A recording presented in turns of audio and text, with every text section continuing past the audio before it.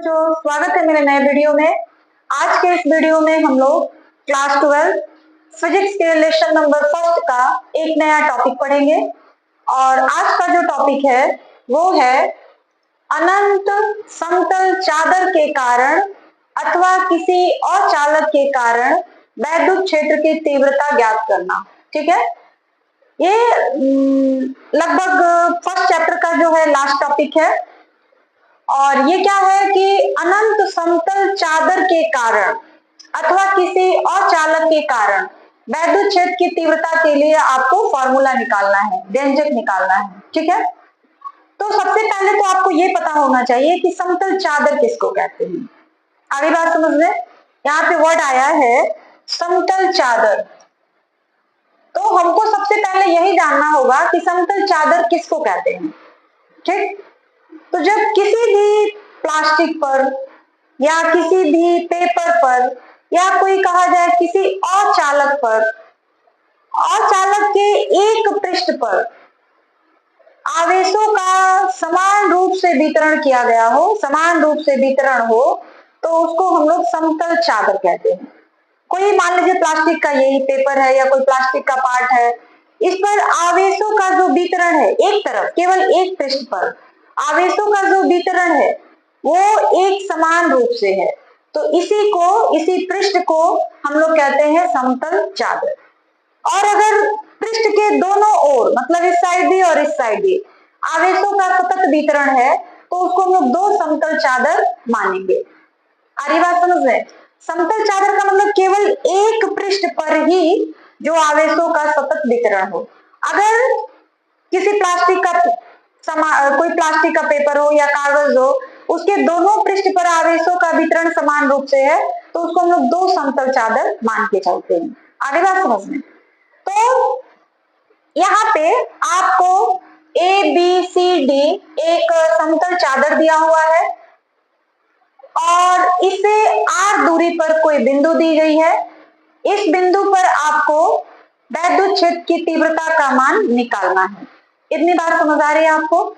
ठीक है, तो वैद्युत क्षेत्र की तीव्रता का मान निकालने के लिए हम लोग गाउसियन के नियम का प्रयोग करेंगे। तो जब गाउस के नियम का प्रयोग करेंगे तो हमको ये भी पता है कि जब भी हम लोग गाउस के नियम का प्रयोग करते हैं तो हमारे पास एक गाउसियन पृष्ठ का होना जरूरी है। तो हमने क्या किया है, एक गाउसियन पृष्ठ खींचा है। देख लीजिए, ये गाउसियन पृष्ठ है जिसकी आकृति कैसी है, इसकी आकृति जो है बेलनाकार है। अरे बात समझ में, हमने क्या किया है, एक गाउसियन पृष्ठ खींचा है जिसकी आकृति बेलनाकार।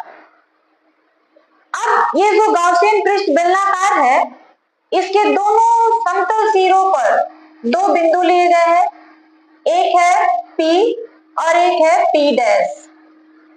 P पर जो वैद्युत क्षेत्र की तीव्रता का मान है E है और P डैश पर जो वैद्युत क्षेत्र की तीव्रता का मान है वह जो है वह भी E है। दोनों की दिशा विपरीत है लेकिन मान जो है वो समान है। देख लीजिए, दोनों की दिशा एक इस साइड जा रही है तो और एक इस साइड जा रही है।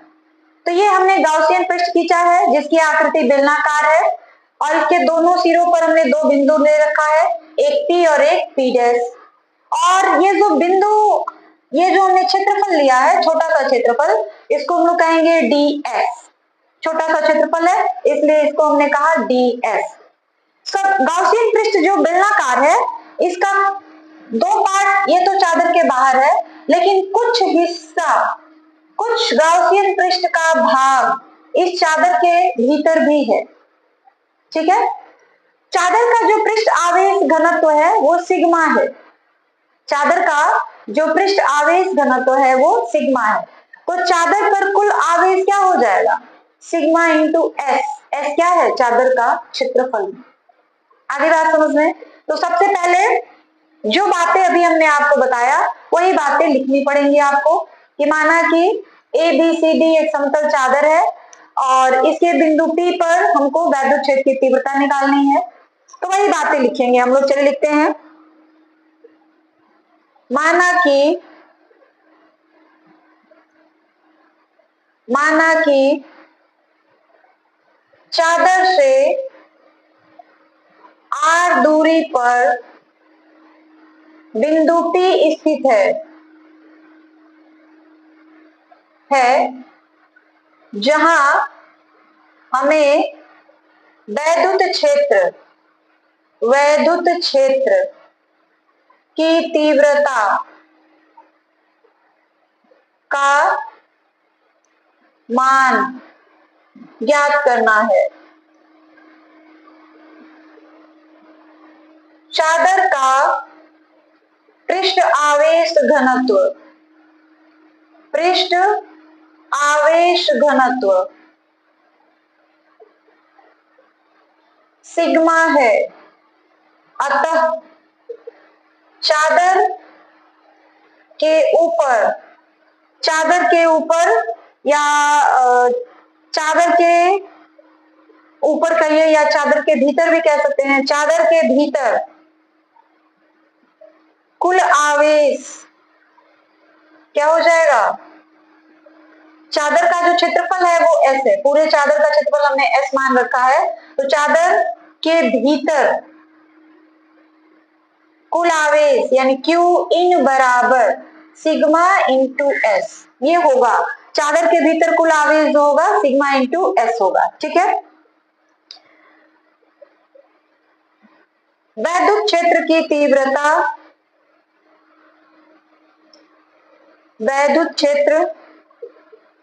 की तीव्रता का मान समान है लेकिन दिशा विपरीत है। ठीक है। अतः समतल सिरे, देखिए इसके समतल सिरे हमने दो लिए हैं, एक है P डैश और एक है P। अतः समतल सिरे P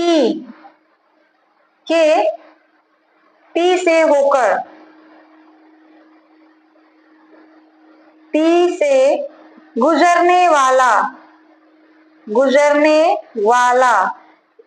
वैद्युत फ्लक्स क्या हो जाएगा?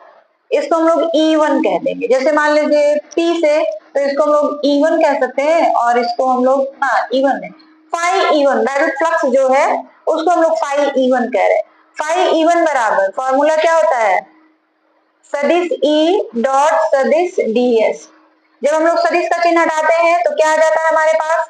E यहाँ पे इस तरीके से E ds cos थीटा। तो cos थीटा, कहीं थीटा तो बन नहीं रहा है, तो cos थीटा की वैल्यू हम लोग क्या ले लेंगे? 0 डिग्री। यानी क्या हो जाएगा? E ds।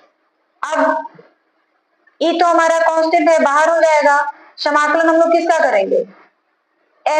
ds का। तो ds का समाकलन करेंगे, ये छोटा सा क्षेत्रफल का है, और जब हम लोग ds का समाकलन करेंगे तो पूरा जो चादर है उसका क्षेत्रफल आ जाएगा। तो पूरे चादर का क्षेत्रफल कितना है? S है। यानी फाई E1 बराबर E और इसका समाकलन S, E और समाकलन S। ठीक है। इसको हम लोग क्या देंगे? 1। इसी प्रकार बिंदु P डैश, बिंदु देखिए यहाँ P डैश है और यहाँ पर है P। इसी प्रकार बिंदु P डैश से होकर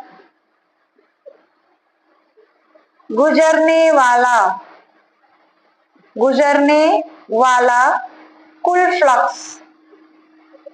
फ्लक्स बिल्कुल यही प्रोसेस रहेगा। कुल फ्लक्स तो उसको हम लोग लिखेंगे फाई E2 बराबर, बिल्कुल यही प्रोसेस रहेगा, E सदिश E डॉट सदिश DS। ठीक है।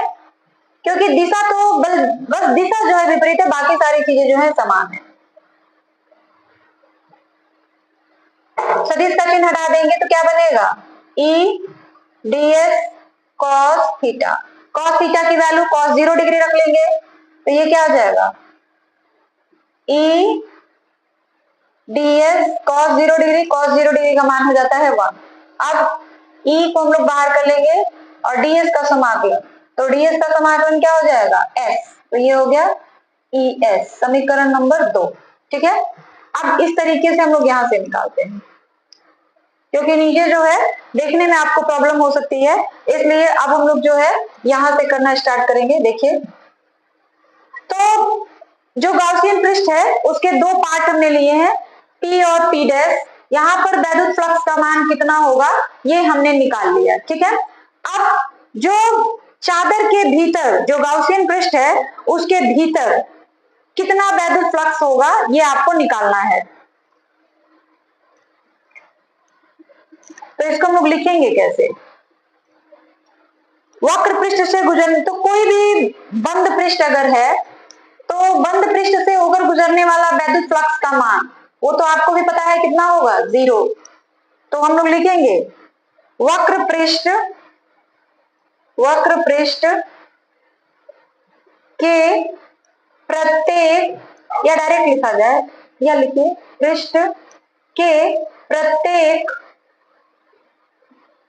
बिंदु पर दिशा समान है, दिशा समान है।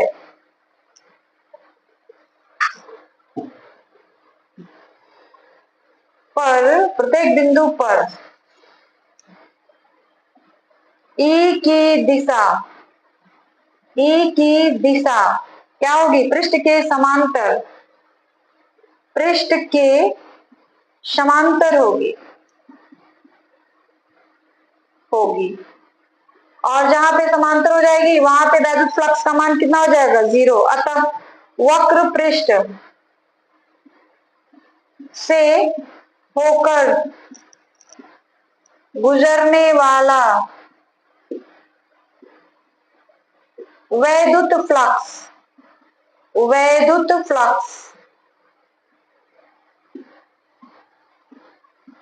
फाई E3 बराबर 0, क्योंकि वक्र पृष्ठ इसके समांतर हो जा रहा है ना, तो समांतर के लिए जो वैद्युत फ्लक्स का मान होता है वो क्या हो जाता है, 0 हो जाता है। अतः जो हमारा गाउसियन पृष्ठ है बेलनाकार है, बेलनाकार पृष्ठ से गुजरने वाला कुल फ्लक्स, अतः बेलनाकार पृष्ठ से होकर गुजरने वाला कुल फ्लक्स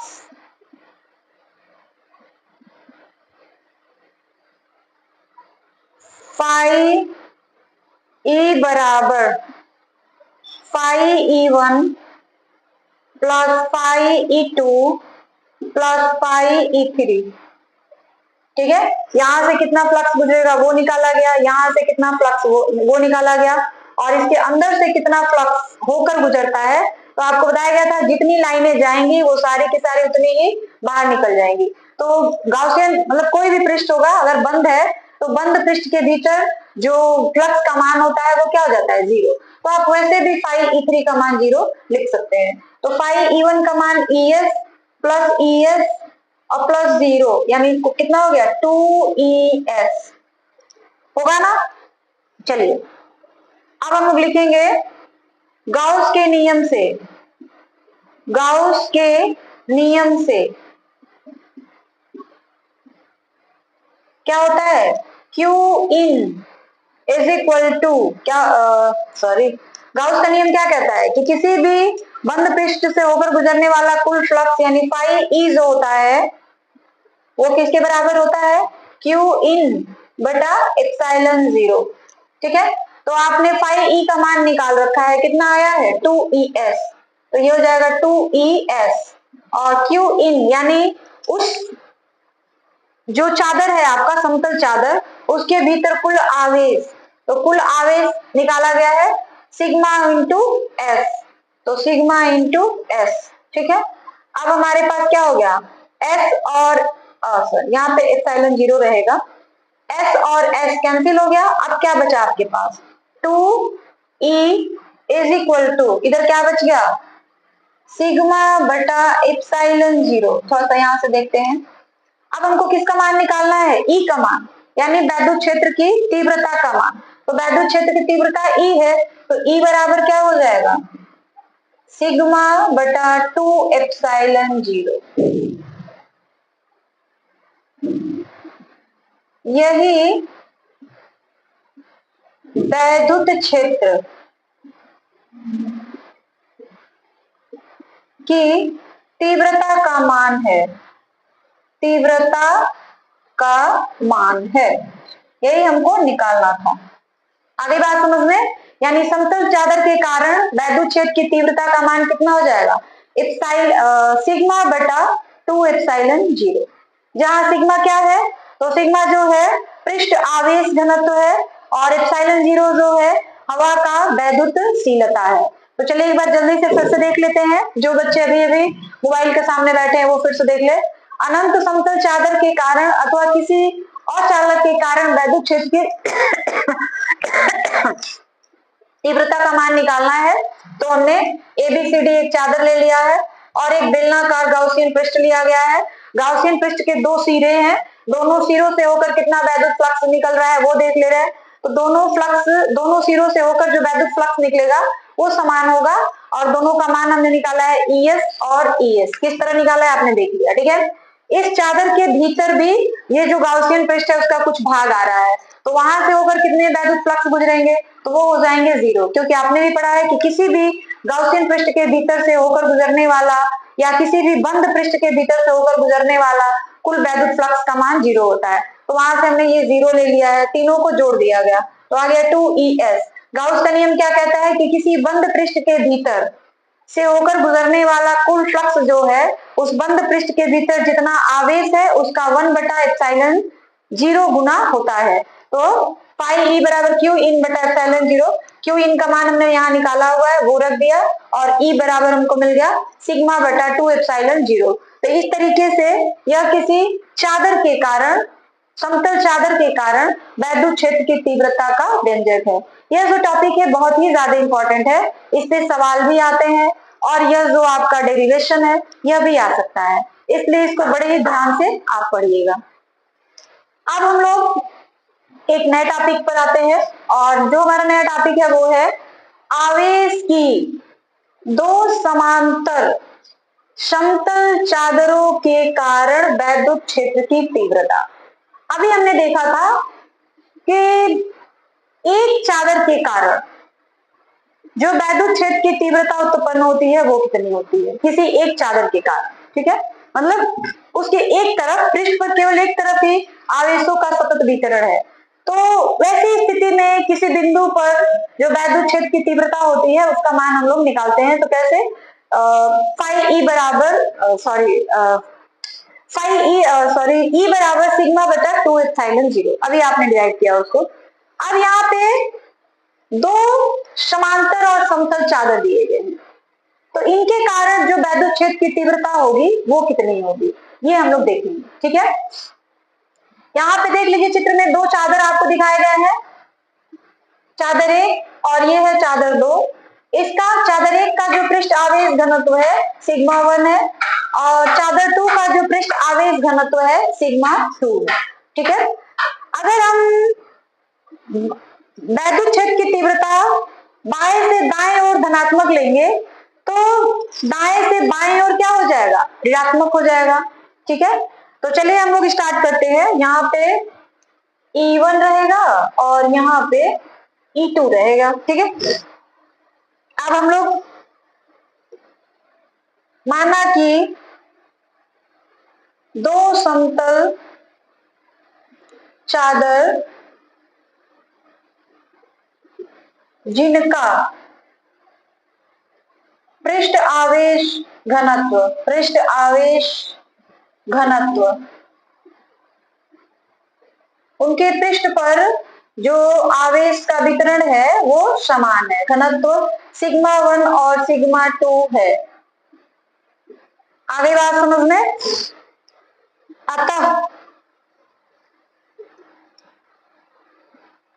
अतः चादर 1 के कारण वैद्युत क्षेत्र की तीव्रता, चादर एक के कारण वैद्युत क्षेत्र की तीव्रता कितनी हो जाएगी? अभी हमने फॉर्मूला निकाला था ना, कोई भी चादर है, एक चादर है तो उसके लिए वैद्युत क्षेत्र की तीव्रता क्या हो जाती है? मान लीजिए कि इसका जो है E1 आ रहा है, तो E1 बराबर सिग्मा बटा 2 एप्सिलॉन 0, इसको दीजिए समीकरण नंबर 1। और इसी तरीके से चादर 2 के कारण निकालेंगे, चादर 2 के कारण वैद्युत क्षेत्र की तीव्रता, वैद्युत क्षेत्र की तीव्रता यानी E2, मान लीजिए E2 है, क्या हो जाएगा? सिग्मा बटा 2 एप्सिलॉन 0 होगा। इसको दीजिए, तो यहाँ पे हम लोग दिशा भी अगर बता दे तो ठीक रहेगा। चादर एक से दूर, चादर एक से दूर, चादर एक से दूर मतलब इस डायरेक्शन में, और इसको ये 2 दे दीजिए, यह हो जाएगा चादर 2 से दूर, चादर 2 से दूर यानी इस तरफ, ठीक है। अब यदि बाईं से दाईं ओर वैद्युत क्षेत्र धनात्मक है तो देखिए, बाईं से दाईं ओर, ये हमारा बायां ओर है और यह जो हमारा, तो ऐसे अगर जाते हैं मतलब इस डायरेक्शन में वैद्युत क्षेत्र की तीव्रता का मान क्या लिया जाएगा? धनात्मक। और जब इधर हम जा रहे हैं तो धनात्मक है, तो जाहिर सी बात है उसके उल्टा यानी इस डायरेक्शन में जब आएंगे तो वैद्युत क्षेत्र की तीव्रता का मान क्या हो जाएगा? ऋणात्मक हो जाएगा। यहाँ पे लिखा गया यदि बाईं से दाईं ओर वैद्युत क्षेत्र का मान धनात्मक है तो दाईं से बाईं ओर वैद्युत क्षेत्र का मान क्या हो जाएगा? ऋणात्मक हो जाएगा। दिशा भी उल्टा हो गया है तो ऋणात्मक हो जाएगा, ठीक है। अतः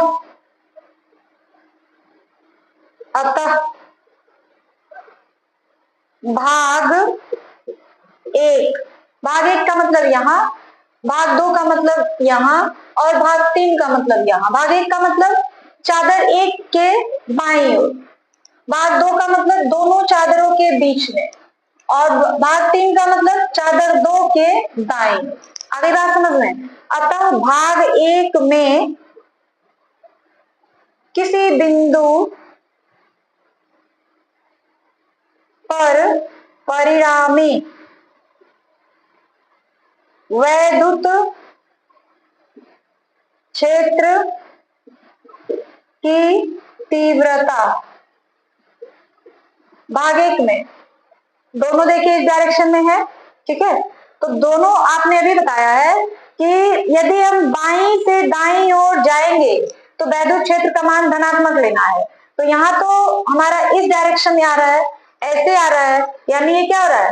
दाएं से बाएं ओर आ रहा है, उल्टा हो गया है, तो वैद्युत क्षेत्र का मान क्या हो जाएगा? ऋणात्मक हो जाएगा। अतः E1 बराबर E1 प्लस E2, E1 का मान, तो डायरेक्शन उल्टा हो गया है, तो सिग्मा 1 बटा 2 एप्सिलॉन 0, एक मिनट यहाँ पे थोड़ा सा देख लीजिएगा, E1 बराबर सिग्मा 1 हो जाएगा क्योंकि दोनों सिग्मा सेम नहीं है, अलग अलग है, और यहाँ पे सिग्मा 2 हो जाएगा।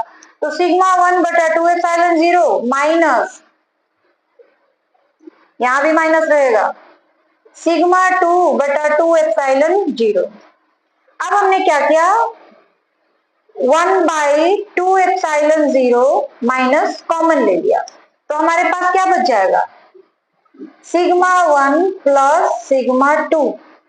आई बात समझ में? यानी भाग एक में यहाँ पे किसी भी बिंदु पर परिणामी क्षेत्र की परिणामी वैद्युत क्षेत्र की तीव्रता क्या हो जाएगी? -1/2 एप्सिलॉन 0 सिग्मा 1 प्लस सिग्मा 2। अब हम लोग दोनों चादरों के बीच में निकालेंगे, दोनों चादरों के बीच में वैद्युत क्षेत्र की परिणामी तीव्रता क्या होगी? तो हम लोग लिखेंगे भाग 2 में, यहां से लिखते हैं भाग 2 में, भाग 2 में, भाग 2 कहाँ है? तो दोनों चादरों के बीच में है, भाग 2 में परिणामी तीव्रता तो यहाँ भी हम लोग क्या करेंगे, दोनों को जोड़ देंगे, तो भाग 2 में हम लोग निकाले ना, तो यहाँ पे हम लोग भाग 1 लिखा है, तो यहाँ पे एक E1 नहीं बल्कि भाग 1 में आप लोग परिणामी तीव्रता निकाल रहे हैं। अब भाग 2 में निकाल रहे हैं तो हम लोग यहाँ पे लिख सकते हैं भाग 2 ऐसे। तो ये क्या हो जाएगा, देखिए यहाँ पे निकालना है, मतलब दोनों चादरों के बीच में किसी भी बिंदु पर वैद्युत क्षेत्र की तीव्रता का मान आप लोग कैसे निकालेंगे। तो देखिए एक का डायरेक्शन इस साइड है यानी ये धनात्मक हो गया, और दूसरे का डायरेक्शन इस साइड है यानी यह क्या हो जाएगा, ऋणात्मक हो जाएगा। तो परिणामी तीव्रता हम लोग निकाल रहे हैं तो क्या होगा, E1 प्लस E2, ठीक है। तो देखिए E1 का मान तो हमारा धनात्मक है कि नहीं, क्योंकि इस डायरेक्शन में है E1, बाएं से दाएं हो जा रहा है, तो इसका मान होगा सिग्मा 1/2 माइनस E2 का मान ऋणात्मक हो जाएगा क्योंकि दिशा उल्टी हो गई है, तो ये क्या हो जाएगा सिग्मा 2/2 ठीक है। 1/2 कॉमन ले लीजिए, तो क्या बचेगा सिग्मा 1 माइनस सिग्मा 2, यानी दोनों चादरों के बीच में जो वैद्युत क्षेत्र की तीव्रता का मान होगा वो क्या हो जाएगा, यही होगा। और चादर 2 के दाईं ओर, तो भाग 3 इसको लिख सकते हैं, भाग 3 में परिणामी तीव्रता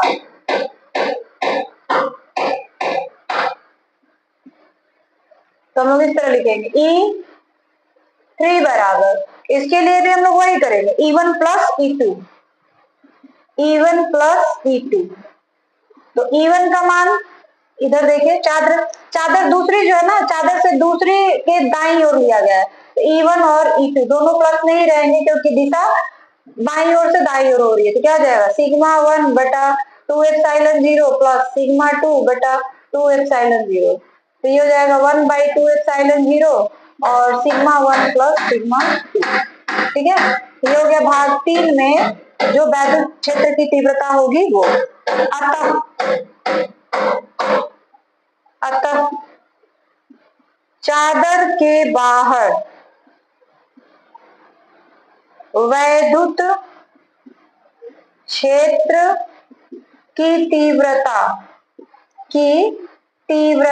चादर के बाहर क्या रहा है ना, तो बाहर ये भी हो सकता है या फिर ये भी हो सकता है, दिख रहा है चादर के बाहर का मतलब यह भी हो गया या फिर यह भी हो गया। अगर दाईं ओर रहेगा तो धनात्मक लेंगे, बाईं ओर रहेगा तो ऋणात्मक लेंगे। दिशा देखिए आपके ऊपर है, आप अगर किसी एक डायरेक्शन में दाईं मतलब धनात्मक ले लेते हैं तो उसके उल्टा जो होगा ऋणात्मक ले लेना पड़ेगा। यहाँ पे हमने डायरेक्शन लिखा है, यदि बाईं से दाईं ओर वैद्युत क्षेत्र धनात्मक है तो दाईं से बाईं ओर क्या हो जाएगा ऋणात्मक। तो आपको एक दिशा जो होगा निश्चित करना पड़ेगा कि आप किधर धनात्मक ले जाए, ये आपके ऊपर डिपेंड करेगा, ठीक है।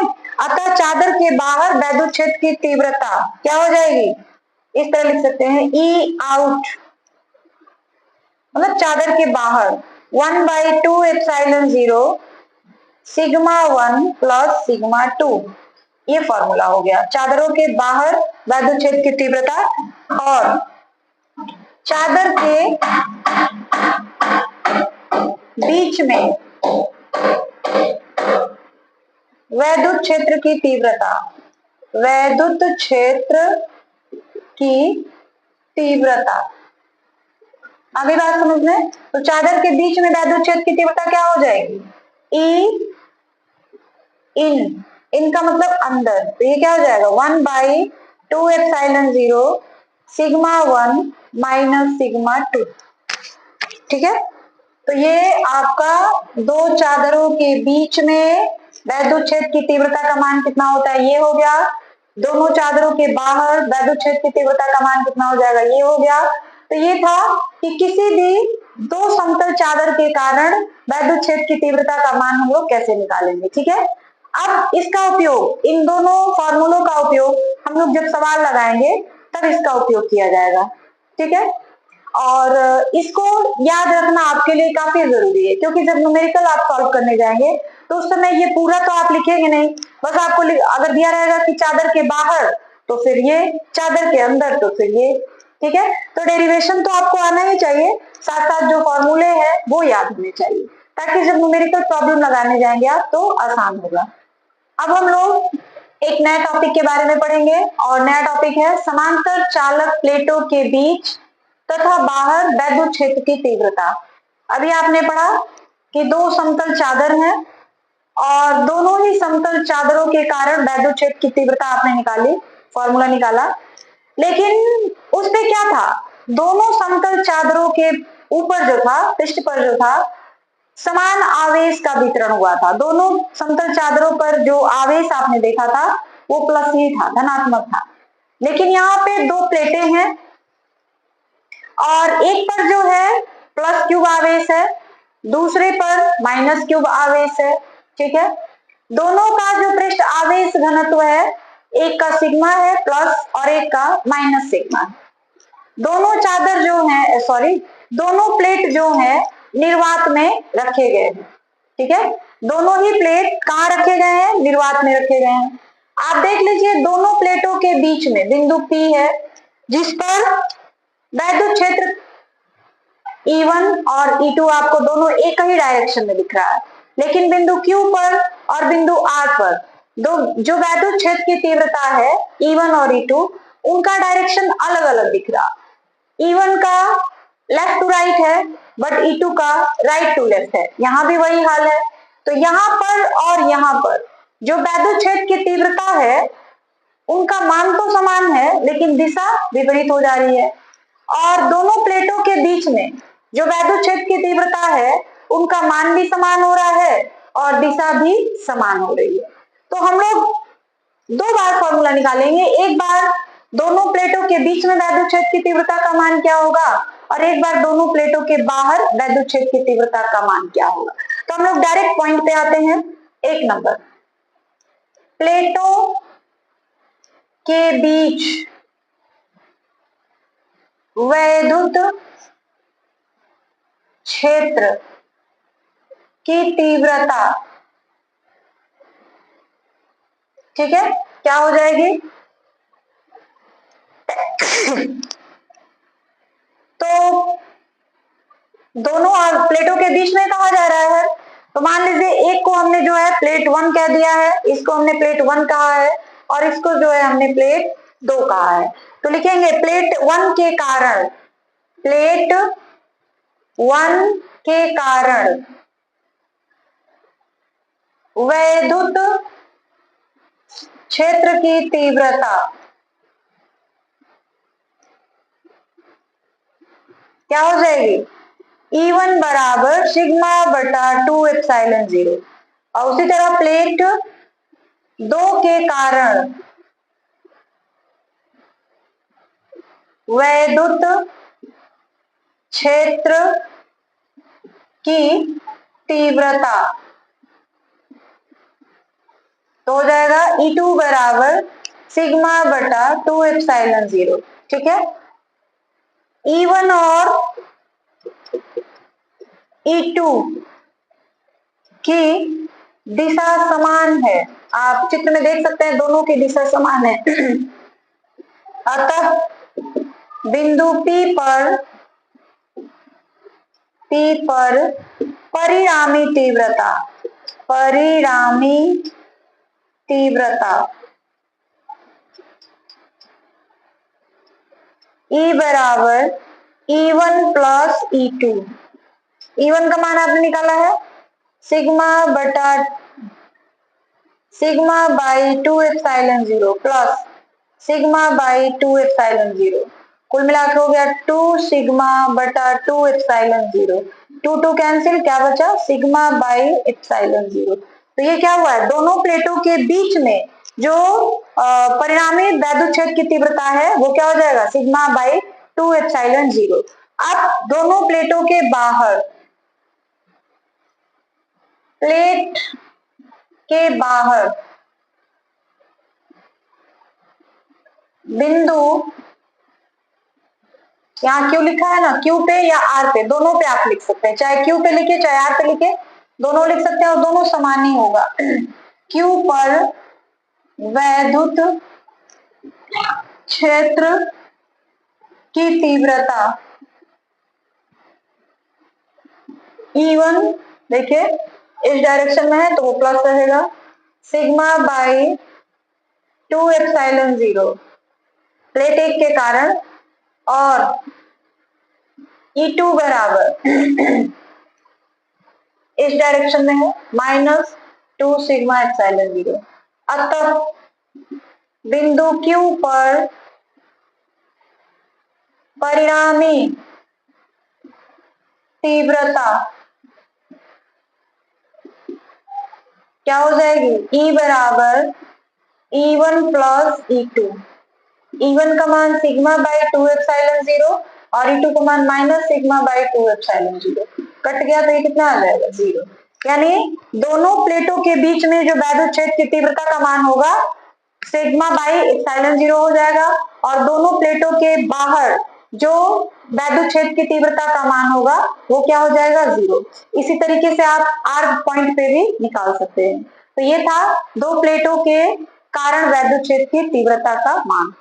अब हम लोग एक नए टॉपिक के बारे में पढ़ेंगे, और जो नया टॉपिक है हमारा वो क्या है? एक समान आवेशित गोलीय कोष अथवा चालक गोले के कारण वैद्युत क्षेत्र की तीव्रता का मान निकालना है। तो चाहे गोलीय कोष हो चाहे गोलीय चालक हो, अगर किसी भी चालक को अतिरिक्त आवेश दिया जाता है, उसमें से तो पहले से ही उसमें कोई भी वस्तु है उसमें पहले से ही आवेश उपस्थित हो, उसमें हम लोग जितना आवेश देते हैं अतिरिक्त आवेश, वो सारा का सारा आवेश जो होता है उसके बाहरी पृष्ठ पर एक समान रूप से फैल जाता है, उसके भीतर प्रवेश नहीं करता है। ठीक है, कोई भी वस्तु हो, कोई भी गोलीय चालक हो, उसके हम लोग जितना अतिरिक्त आवेश देते हैं वो एक समान रूप से उस चालक के ऊपर बाहरी पृष्ठ पर फैल जाता है, प्रवेश अंदर नहीं कर पाता है। ठीक है, तो चलिए हमारे पास एक गोला लिया गया है, ये हमारा गोला है, और इसके ऊपरी पृष्ठ पर एक समान रूप से धन आवेश फैला हुआ है। ठीक है, तो इसके बाहर गोले के बाह्य बिंदु पर, तो गोले के बाहर यहाँ पे देखिए कोई बिंदु P लिया गया है, और इस छोटे से क्षेत्र का क्षेत्रफल जो है हमने ds लिया हुआ है, वैद्युत क्षेत्र की तीव्रता का मान E है। तो गोले के बाहर किसी बिंदु पर वैद्युत क्षेत्र की तीव्रता का मान निकालने के लिए हमने इस बिंदु P से होकर जाने वाले एक गाउसियन पृष्ठ को खींचा है। अब गाउस के नियम से हम लोग गोले के बाहर किसी बिंदु पर वैद्युत क्षेत्र की तीव्रता का मान निकाल लेंगे। ठीक है, तो चलिए स्टार्ट करते हैं। माना कि बिंदु P, B और O के बीच की दूरी क्या है? R है। बिंदु P गोले के केंद्र से R दूरी पर है। अतः गाउसियन पृष्ठ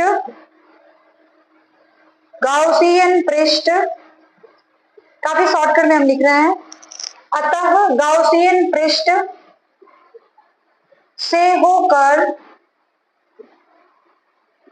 गुजरने वाला कुल फ्लक्स फाई ई बराबर क्या हो जाएगा?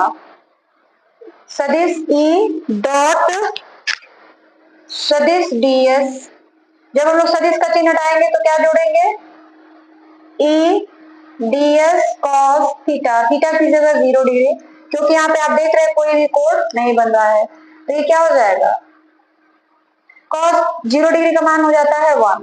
E बाहर आ जाएगा, समाकलन किसका करेंगे हम लोग? ds का। तो ds का समाकलन इस पूरे गोले का, मतलब छोटे से क्षेत्र का जब समाकलन करोगे ना तो इस पूरे बड़े वाले गोले के क्षेत्रफल के बराबर आ जाएगा। तो बड़ा वाला गोला का क्षेत्रफल क्या होता है? 4 पाई r स्क्वायर, तो ये हो जाएगा 4 पाई r स्क्वायर। ठीक है, हमने गाउसियन पृष्ठ बिंदु P से न खींचा है, तो इस गोले की त्रिज्या क्या हो जाएगी? r हो गई, तो r स्क्वायर। ठीक है, अब गाउस के नियम से यहां से लिखा जाए, गाउस के नियम से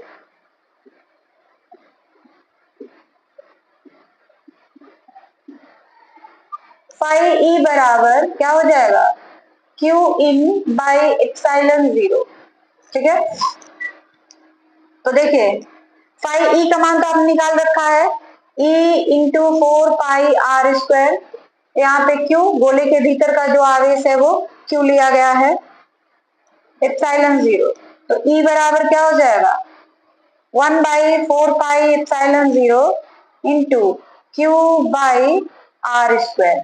हमने क्या किया, r² को यहाँ मतलब इस पूरी चीज को यहाँ ला देंगे, एप्सिलॉन 0 को इसके साथ कर लेंगे और r² को अलग कर लेंगे।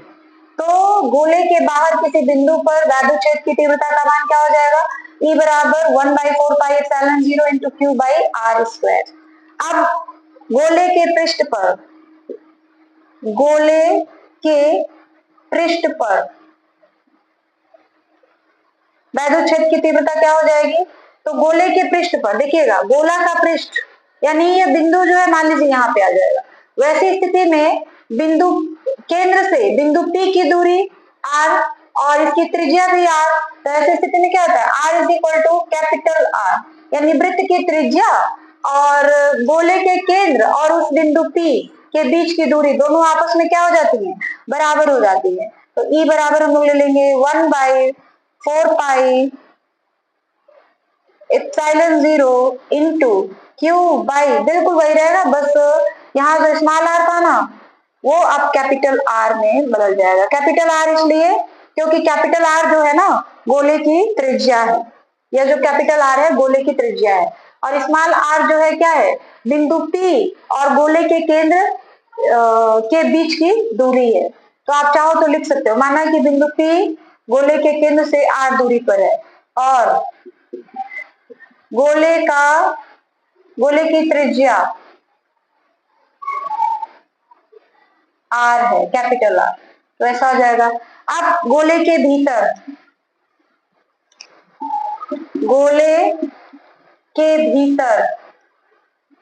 वैद्युत क्षेत्र की तीव्रता, तो ऐसी स्थिति में क्या हो जाएगा, गोले के भीतर हम जब वैद्युत क्षेत्र की तीव्रता निकालेंगे तो R जो होगा वृत्त के त्रिज्या से क्या हो जाएगा, छोटा हो जाएगा। ठीक है, तो चलिए निकालते हैं। फाई ई बराबर क्या हो जाएगा, सदिश ई ds, अब थोड़ा शॉर्टकट में करेंगे, ई ds cos 0 डिग्री, तो इसका मान क्या हो जाएगा, ई ds, यानी ये हो गया ई और ds का समाकलन किसके बराबर हो जाएगा, 4πr², तो ये हो गया 4πr²। ठीक है, अब चूंकि गाउसियन पृष्ठ, देखिएगा ये वाला चित्र है, ये गाउसियन पृष्ठ है। ठीक है, और गाउसियन पृष्ठ के अंदर कोई आवेश नहीं है, क्योंकि गोला तो हमारा ये है जिस पर हमने आवेश दे रखा है, लेकिन गाउसियन पृष्ठ क्या है, ये है, इसके अंदर कोई आवेश नहीं है। चूंकि गाउसियन पृष्ठ के भीतर कोई आवेश नहीं है, कोई आवेश नहीं है, अतः गाउस के नियम से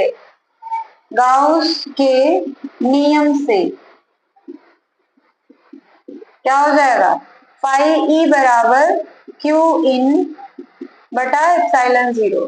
तो फाई ई का तो मान हमको मिला हुआ है 4πr², लेकिन गाउसियन पृष्ठ के भीतर कोई आवेश नहीं, यानी इसका मान हो गया 0 बटा एप्सिलॉन 0। तो इसकी वैल्यू ई बराबर क्या हो जाएगा, ई बराबर 0 बटा एप्सिलॉन 0 इंटू 4πr², तो इसकी वैल्यू क्या हो जाएगी, 0। यानी जो आपका गोलीय चालक है या गोला है उसके भीतर जो वैद्युत क्षेत्र की तीव्रता का मान आएगा वो क्या हो जाएगा, 0, और पृष्ठ के ऊपर या पृष्ठ के बाहर जो वैद्युत क्षेत्र की तीव्रता होगी बाहर होगी, तो स्मॉल r क्या है, तो गोले के केंद्र और जिस बिंदु पर आपको वैद्युत फ्लक्स का मान निकालना है उस बिंदु के बीच की दूरी है। वही फॉर्मूला यहाँ भी है, लेकिन यहाँ पे कैपिटल R² हो गया है। अब ये कैपिटल R² क्या है कि वृत्त की त्रिज्या भी है या फिर उस बिंदु P जहां पर हमको वैद्युत फ्लक्स का मान निकालना है, उस बिंदु P और गोले के केंद्र के बीच की दूरी है। ठीक है, तो इस तरीके से एक समान आवेशित गोलीय कोष अथवा चालक गोले के कारण आप वैद्युत क्षेत्र की तीव्रता 3 केस में निकालेंगे। तो तीनों केस एक साथ नहीं दिया जाएगा एग्जाम में, यदि काफी इंपॉर्टेंट तो है ये, लेकिन एग्जाम में तीनों केस एक साथ नहीं पूछे जाएंगे। या तो केवल बाहर वाले पृष्ठ पे पूछे जाए, या तो केवल अंदर वाले पृष्ठ पे पूछे जाए, या अगर तीनों केस एक साथ पूछे जाएंगे तो जो सवाल होगा वो ज्यादा मार्क्स का होगा, और एक एक करके पूछा जाएगा तो जो क्वेश्चन होगा वो कम मार्क्स का होगा। तो इस तरीके से चैप्टर नंबर फर्स्ट जो है आपका वैद्युत आवेश तथा क्षेत्र, एनसीईआरटी की बुक के हिसाब से ये आपके एनसीईआरटी के बुक का लास्ट टॉपिक था। और इस हिसाब से एनसीईआरटी की बुक के का जो पहला लेसन था वैद्युत आवेश तथा क्षेत्र, वो हमारी तरफ से पूरी तरीके से खत्म हो चुका है। लेकिन फिर भी आपको कोई भी कंफ्यूजन हो, कोई भी दिक्कत हो, तो आप मुझसे कमेंट करके पूछ सकते हैं। और लास्ट में मैं यही कहना चाहूंगी कि यदि आप हमारे चैनल पर नए हैं, हमारे वीडियोस आपको अच्छे लगते हैं, तो प्लीज हमारे वीडियो को ज्यादा से ज्यादा लाइक, सब्सक्राइब और शेयर करें, क्योंकि आपका एक लाइक और एक सब्सक्राइब जो है हमें काफी एनर्जी देता है और अपने काम को और अच्छे तरीके से करने के लिए प्रेरित करता है। ठीक है,